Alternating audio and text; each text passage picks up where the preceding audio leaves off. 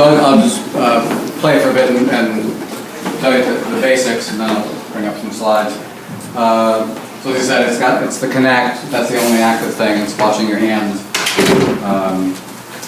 I've been into three-dimensional interfaces for the last 6 years or so.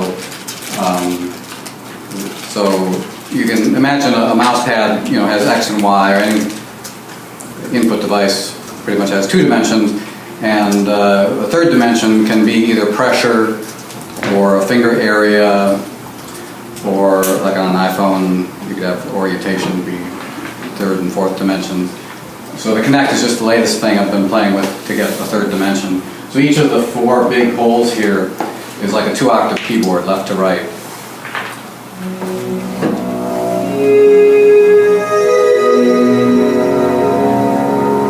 And the depth of my hand gets converted to MIDI modulation. So it depends on what the patch is doing with MIDI modulation as to whether that adds vibrato or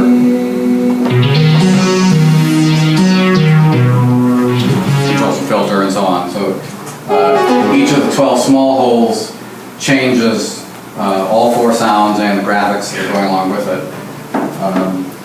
So you can, sometimes most of the time the graphics are really highly mutated and so on, but you're actually drawing with your hands in each of these things. And the further in your hand goes, the bigger the graphics get. So the graphics are not derived from the music. Both the graphics and the music are both independently controlled by your hands. And it's controlled by 4 3-dimensional mouse pads. And every one is also multi-touch, so any number of hands in here, each one's a separate controller. So the amount of control you have with this kind of thing is pretty incredible.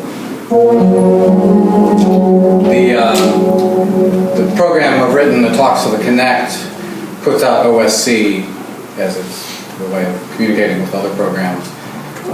There's a standard form. OSC is like, you can think of it as a network version of MIDI, but you can get higher resolution information and also 3-dimensional information.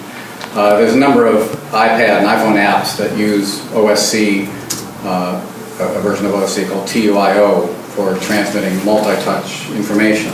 So, and I use the same format as the output of my Kinect program. So you can basically think of these 4 big holes as like 4 iPads. Each one's a separate surface, and it's 3-dimensional. Most of the iPad apps are just 2-dimensional. So the output of that is OSC, and that goes into another program. So the little buttons, let's say, change the sounds and the graphics. The 6 on the left are more ambient kind of things. The ones on the right are more rhythmic. So as I said, there's about 2 octaves across each of these big holes, and everything's forced onto a given scale. It'll periodically transpose to a different key to make it less boring. And in terms of the rhythm, all the notes are quantized. Each of the big holes is split into three horizontal bands. I call them time frets. So the lower third, it'll quantize to quarter notes, the middle third to 8th notes, and the upper third to 16th notes.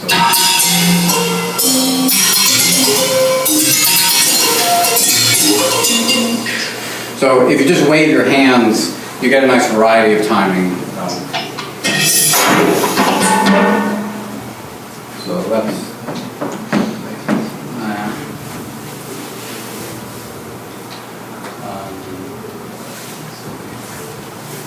this shows what the Kinect is seeing, and the Kinect is great because it's a 3-dimensional thing, and it tells you the depth of everything in front of it. So it's seeing me out here, but it's trivial for me to tell the software to just ignore it until it gets to a certain distance away. And kind of pays attention to it from there forward. So the Kinect is doing a lot of the hard work. How many hours did you spend designing and producing the software?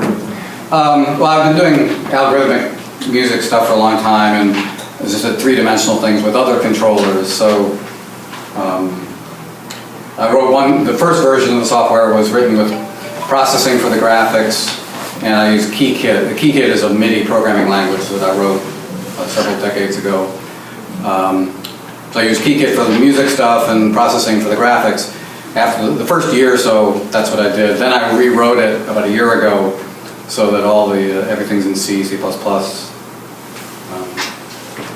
it's just continuous incremental improvement.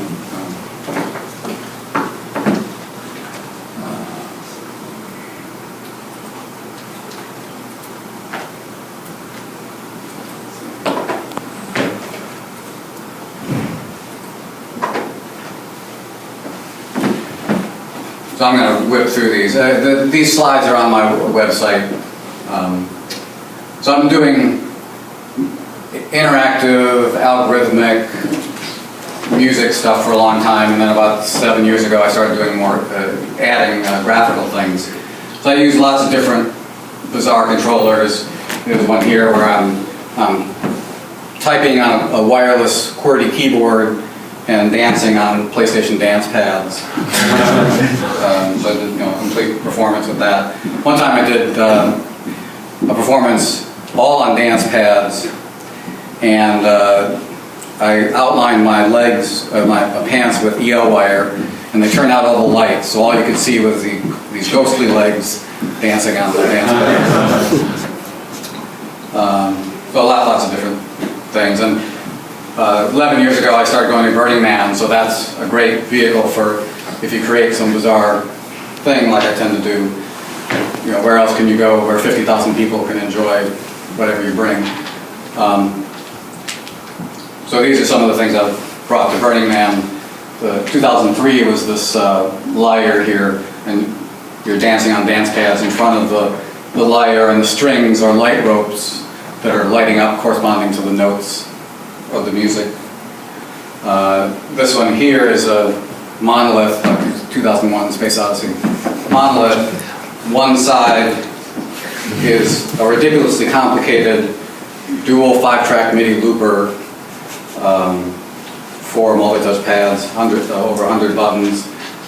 So super complicated musical instrument on one side of the monolith, and then on the other side was a super simple visual instrument, namely a blackboard and chalk.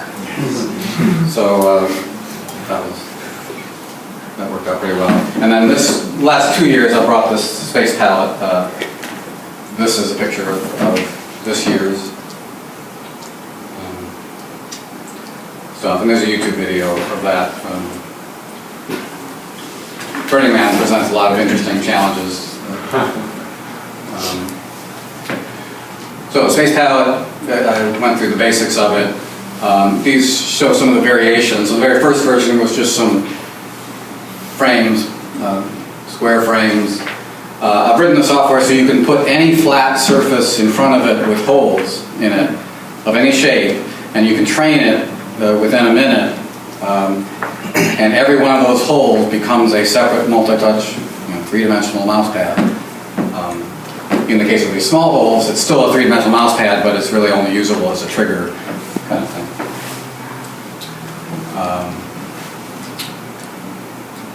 So I think I described most of the musical control, and graphically it's like your finger painting where depth controls the size. So it's a very natural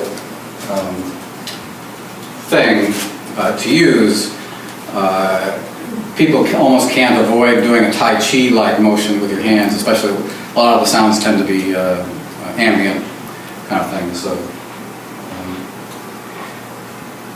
my focus, there's two kind of modes you can consider this kind of instrument being used in. One is as a casual instrument for an installation like Burning Man, where you've got non-musicians or musicians just walking up knowing nothing about it, and the goal is like a casual game for them to be able to play it enjoyably with no learning curve. And that's my primary focus. You can also use it as a performance instrument, and I very occasionally perform with it, but like I said, my focus is the casual thing. So if I perform with it, the little holes will do different things, and I may have multi-hand controls, things like that are too complicated to explain. For the casual use, each of the small holes just does the same thing. All 12 of them do the same thing. They just switch to one of 12 choices for the sounds and the graphics. So like I say, it can fit in both kinds of instruments. The same physical thing can work. The user interface for the two is necessarily different.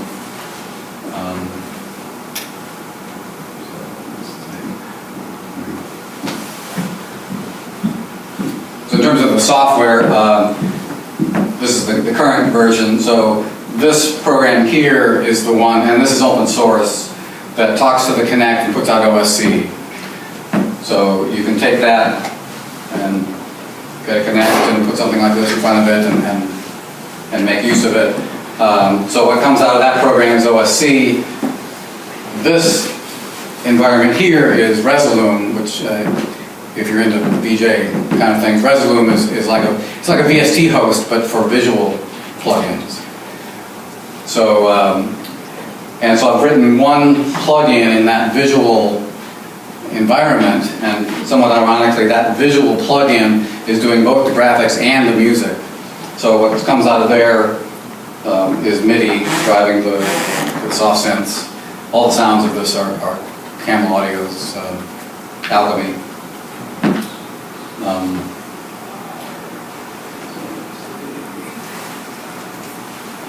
And then for controlling some of the parameters, both these programs have browser-based interfaces. So you can use a browser and talk to them and control parameters, which I haven't actually made use of this capability, but that makes it possible to control things like from an iPhone or an iPad remotely over the network. So it's interesting to see. It's interesting to see how people, react to it. Some people get it immediately and just go to town, and other people, it takes a while. I used to think that I could tell the difference between a musician and a non-musician, and to a certain extent you can. A musician will be more selective about what they're doing, and they'll listen, and musicians know the value of rests. Other people will just wave their hands continuously. And it works well. The more you wave your hands, the better it sounds, to be honest, at least for a certain rhythmic kind of thing. But I have started to find non-musicians, or people who don't play an instrument, and who just have a natural ability, once they've got an instrument, that doesn't require any learning, and they can be very tasteful musically, and they can sound like a musician, and they haven't played an instrument before. So that's actually, the goal of this is to allow non-musicians to express themselves in musical ways. Let's see. Everybody reacts to it differently. The depth, some people will just think of it as a 2D interface, and they'll enjoy it, and then later somebody will explain the depth matters, and then it'll be a brand new instrument to them. All sorts of user interface aspects. One of the better comments this year at Burning Man was somebody going down on it and said, "I don't know how it works and I don't care." That's the goal. The technology. The other similar comment at Symbiosis, somebody came up and said, "I hate technology, but I love this." So that the goal of this, which I think is largely achieved, is that the technology is completely invisible. I mean, this is just a wood frame, and so it's definitely hit a sweet spot in terms of what it is. So like I say, that one program is open sourced, and I'll be happy to help anybody make use of it. It currently only runs on Windows, but it's written in C++, and if somebody wants to try to port it, it should be portable. The FreeFrame, the visual plugin that I described, that uses a standard, very much like VST plugins, but FreeFrame is the visual equivalent of a VST plugin. None of this software is packaged, so and I'm not really interested in spending the large amount of effort it would take to package it, but I'm happy to help somebody who wants to explore this kind of thing to make use of the stuff that I've created. It's also worth saying that there's some of the links. This is obviously just the latest three-dimensional interface. So there's a new device that's going to come on the market very shortly called the Leap Motion device. I have one actually here if anybody's interested in checking it out. And it's a kind of like you consider it a short-range Kinect. So it's a little, very small package of gum sized thing, USB interface, and it gives you about a 2-foot cube, and the resolution of it is unbelievable. The Kinect's resolution, the depth-wise, is maybe a centimeter, but you still can do a lot of cool stuff with it. But this new device coming on the market, the Leap Motion, the resolution is like sub-millimeter, like a hundredth of a millimeter. It's just ridiculous resolution. So that'll be useful for all sorts of things, and I've done a few experiments usually with it. Go ahead. Is that LEAF? LEAP. LEAP. Leap Motion. Okay. Thank you. You'll find lots of videos. They've started to distribute it to developers, so you'll see a lot of YouTube videos as people start to explore it. Is there a price point? Yeah, they're claiming it'll sell for like $70, which is ridiculous. You can pre-order it. Yeah. Yeah, $79.99. And they're getting close. They're just about to distribute another round to developers, and then the next one will be the mass market one. So hopefully in a couple months they'll be sold in large quantities, and that'll be another step function in capabilities to explore. So, but the Kinect, there's a lot of enjoyment in moving. People dance because movement is enjoyable, music. So it's to be. I think there's still room for something like the Kinect or something that involves larger motion than small motion like this. So they both have their place.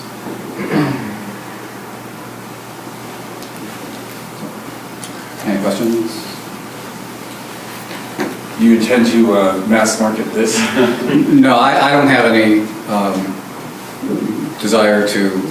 My desire is to go and create the next thing. So productizing something takes 90% of the effort. The invention is a small part, and so I'm interested in just continuing to create things rather than.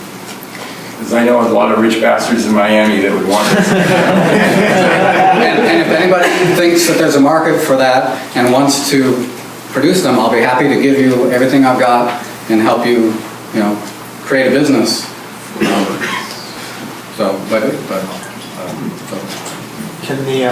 Can the rectangles, if you put two hands in one of them, can you play polyphonically? Yeah, any number.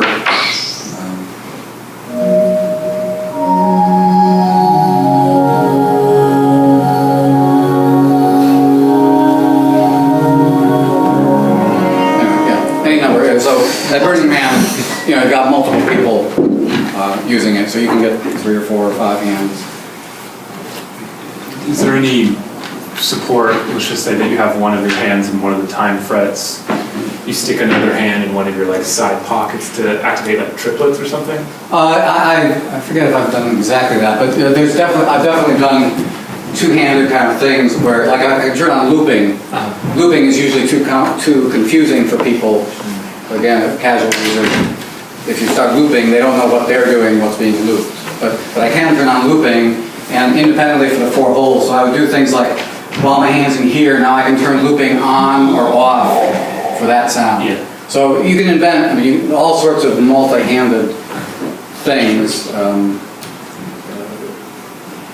So it's quite. Can it be set to where you can set like a certain tempo BPM and then as you're adjusting, it'll just keep up with that tempo naturally? Or? Well, there's a tempo, and when I use it in performance mode, I have some controls over the tempo. So, I mean, it's all just software. So this is just a particular configuration, and it's just a controller. So it's really all it is a controller, but an amazingly controllerful. Yeah. I have to say, I already told you this, but I saw Tim do a presentation at the controller battle a couple years ago at Love Tech, and he was using he had a swinging tennis ball that was going in and out of one of the creating those pads. So I had the That's another application. hidden behind here, so the audience wasn't seeing it, and then halfway through, the tennis ball was hanging like from here, so it was going back and forth. That was doing the rhythm of the drum. So you can imagine a whole piece or a whole installation being on swinging things. You said a wiener dog jumping through it. Yeah, I think and that, I mean, the performance possibilities of this are quite large. So again, my focus is more as a casual instrument and Burning Man, but somebody could easily take this and build a whole stage performance out of it. And you know, larger visual presence and larger visual motion is far more compelling to the audience. I mean, a swinging tennis ball is compelling versus somebody hunched over a laptop. So You should like license this to Cirque du Soleil or somebody. they would eat this up. like I'm giving it away. So Well, yeah. and it's been, you know, on the web for over a year. So all it takes is somebody willing to do the work. How does it respond to less physical or less solid matter, like water or snow? Well, it was a great thing that the technology is tolerant of dust in the air at Burning Man. So I haven't really tried anything other than objects. If you have like when kids use it, I have like a drumstick with a ball at the end so they can reach the top one. So tools can be used, and you can actually imagine, you know, shapes that would do different things and that could be recognized. My software doesn't do anything other than look for blobs. Doesn't matter whether it's a hand or a ball or a head or a foot. In each of the larger quadrants, you've got it mapped into, like you said, frets. That's left to right horizontally. Can you have different quadrants, like 16 different grids in that bigger pattern as well? In the bigger gap, I should say. Yeah, you can map it. It's just software, so. So it will sense whichever up and down as well as left and right. Yeah, the timing, the quantization is the vertical dimension. It's 2 octaves left to right. Okay. So And with the browser interface, I can turn on looping, or I can make make it 8 octaves across rather than 2 octaves or 1 octave. So, and also I can change the the threshold for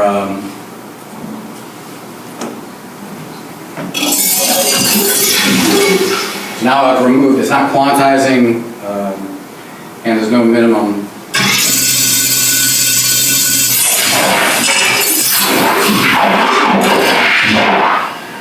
So just changing some of the parameters, you know, will make it a completely different feel and different instrument. You can imagine hooking. You've got essentially in each hand you've got 3 continuous controllers. Imagine hooking those 3 controllers up to the operators of an FM synth, for example. You could really explore sonic spaces very easily in more engaging ways, in fun ways than moving sliders. But another idea, which I'll give away. So you can see the outline of my hand. And currently I'm just, getting the center of the blob that shows up, and that's where the pitch or the value is. But imagine taking that outline and using that as a waveform, an audio waveform. Now, a lot of people have done, where you can draw waveforms and that gets used as sound. But the key that would make this interesting is that, as you move, you're evolving the waveform. So the motion of the evolution of the waveform would be pretty interesting. I haven't implemented that, and one reason I mentioned it is if somebody's interested in implementing that kind of thing, I could help. So it sounds like there's really, it depends what you call a dimension. It sounds like there's more than 3 dimensions if you call a dimension a controller. Right. Because there's velocity, there's, what size the object is, there's not just, Right, you could use not just the center of the thing, but right. the size. You could use the aspect ratio of it. So how many do you have programmed in it right now? Just the 3. Just the 3. X, Y, and depth. Okay. And there's a there's a lot of effort in coming up with good things to control with the parameters. So, Of course. 3 is It's amazing. and it also depends on whether you're a casual user or a professional user. Right. So even the depth is not, people just aren't used to this kind of thing at all. So a lot of people, if they're not listening or looking, or they may not realize the depth matters. So just getting that 3rd dimension to be recognized, so the casual user is a challenge. If you had a lot more other things, a professional user could use it. Can you incorporate your feet? It'll recognize anything in these holes. The Kinect can work without a frame, and you can use it for full body things. And actually this year I'm probably going to start doing more full body things, more for visual things. So yeah, people in fact have put their feet in there. So is the frame specifically there to give you a visual of quadrants, just so you know where your aim is? It's both a reference for the person, and there's a big, we can take the frame away and it'll still work, but you won't know where to put your hands. And I've tried it that way, and I've also tried it just with one big area without a frame. And perhaps it's because I'm used to this, but it's hard to control when there's no reference. And so that's a key reason why this works well, is because there's a reference for you. It's also a reference for the audience, that they know, they start learning the correlation, and like if I do a performance, I'll start doing individual things to see the graphics and train the audience essentially which holes are doing which things. So now the audience, the reference is useful to the audience to tell what's going on, rather than somebody just waving their hands in midair with, a lot of times you have no idea what they're controlling. Thanks, man. Yeah.